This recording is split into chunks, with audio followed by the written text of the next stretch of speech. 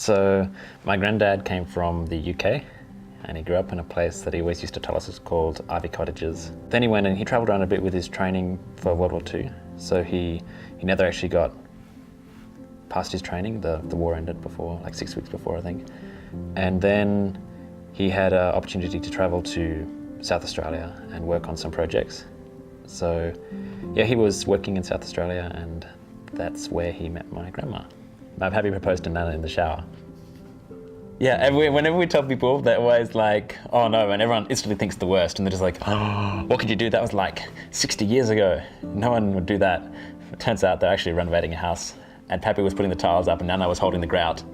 And he asked my Nana, it's like, I've been thinking, would you like to marry me, or something like that? I don't know how you propose. Nana was like, I'll think about it. And then the next day she was just like, it struck her and was like, what on earth am I doing? Why am I thinking about it? Someone else will get him. And she rang him up and said, yes, I thought about it, and yes, I want to marry you. And they got married really quick. To some extent, maybe you could say my grandparents were prideful, but we're not prideful in a bad way, prideful in a way that says we'll get through it and we'll work with nothing and work for what we've got, and we won't kind of take advantage of anyone or any allowances to kind of build a business or two businesses from the ground up. So I used to be fascinated because I used to just look up to him because of what he could do, and like, how could you think about that design?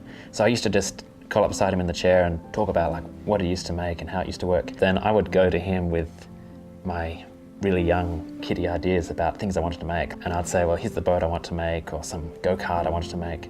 And I would show him my ideas, and any full-grown adult who was an engineer could easily look at my designs and my ideas and say, yeah, maybe they're not feasibly possible. But he actually took the time to look at it, look through my designs and my plans and point out things like maybe I could do it this way. And when I'd say, I want to build this way, he gave me tips and advice on what was the best way to engineer something.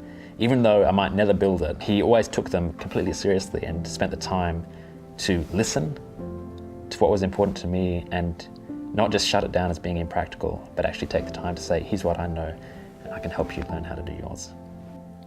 We were building a flying fox in the garden, and I remember I'd been watching Pappy out through the pack talk because it had been raining, and even rain or shine, he would still get the job done, and he'd been out the back in a long, tall raincoat, up like mucking around with this piece of wire, and he basically came down to the house and was like, we need to get a pulley to run down this wire. And somehow he convinced Mum that not only do I go with him, but I get to sit in the front and go in the front seat of the car. And I remember just the thrill and the excitement of leaving the property with Pappy, not on any kind of other thing, but literally to do man stuff, to go to the shop. And we drove off to that handyman shop, and the most special part about it was it would have been easier for him to just zip out and get it. It was only a 10-minute trip, kind of. But to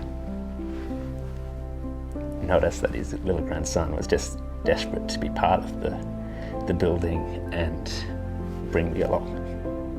Yeah. My granddad actually, he passed away recently, about a year back.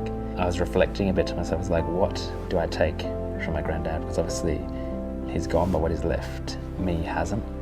And I think it's really much his values of generosity through his time to listen and teach is something I really, really value. And really, when I say what do I want to take as I grow up, to do the same to the people around me, to be considerate of the people around me, and just invest the time into listening to their ideas. You know, I guess not judge things on their face value, but invest into things rather. Yeah, in people's lives maybe.